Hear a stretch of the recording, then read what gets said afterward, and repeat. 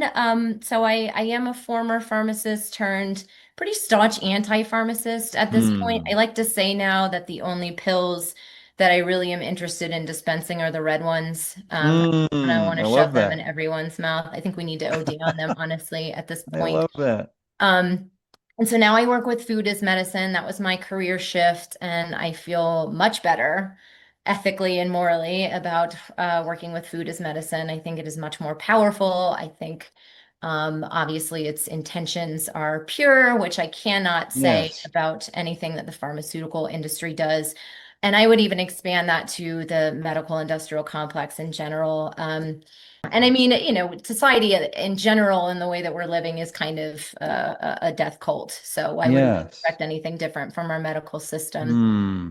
So, So, Stephanie, how did yeah. this happen where you were, deeply steeped in pharmacy and what happened? How did you wake up and now be the anti-pharmacist? It's a really good question. I don't know if it was some sort of divine grace that Hmm. tapped me. I only made it 6 years. I was crying in my car on the way to work. Oh, I think I just had wow. this moral compass that was just like, Hmm. this is not helping people, quite, Wow. to the contrary, doing quite a bit of harm. Hmm. So that's an important nuance that I think is worth naming, that it's not, although I do admit that I'm an anti-pharmacist, there Sure. are some, a number of different classes of pharmaceuticals that when used appropriately are life enhancing and life saving.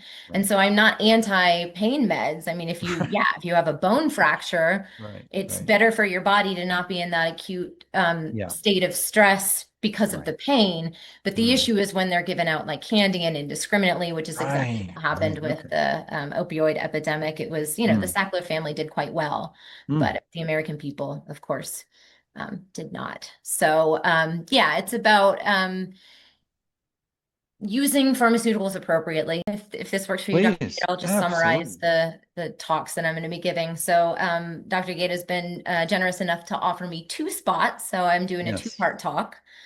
So the first one is about this myth of modern medicine, so exploring how our healthcare system was intentionally engineered to function the Hmm. way that it does. I don't like to say that our healthcare system dysfunctions because it really functions as designed. Oh, good point. It's not that it's broken, it's that this was what it was supposed to look like all along, the way Wow. it was conceptualized.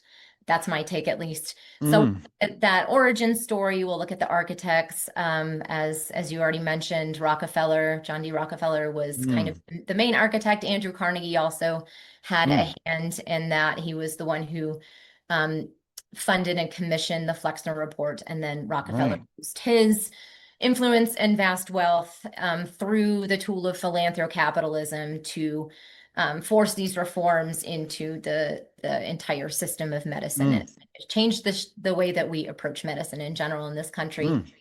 Mm. Then I so the second talk that I'll be giving is kind of moving from the shadow of the past into the light of new possibilities. And the title of that talk will be Materialist Medicine to Quantum Possibilities.